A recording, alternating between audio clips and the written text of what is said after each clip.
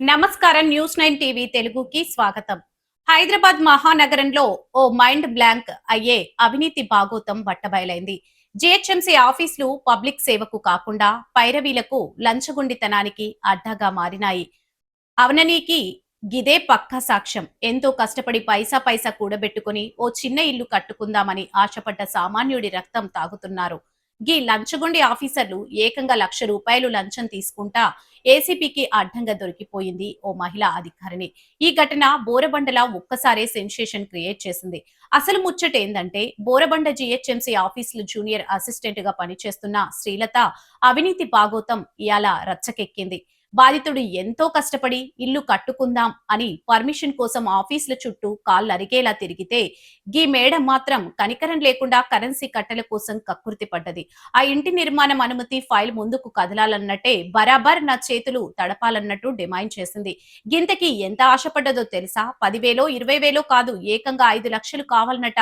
వీనికి మైండ్ పోతుంది కదా.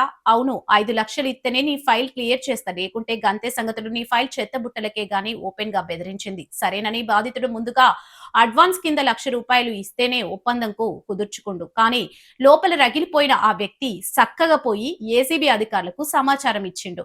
పక్కా ప్లాన్ తోనే రంగంలోకి దిగిన ఏసీబీ అధికారులు వల పన్నిండ్రు. ఫైల్ క్లియర్ చేస్తానని చెప్పి శ్రీలత కరెన్సీ కట్టలకు కకృతి పడి ఆ ₹1,00,000 తీసుకుంటుండగా రెడ్ హ్యాండెడ్ గా పట్టుకున్రు.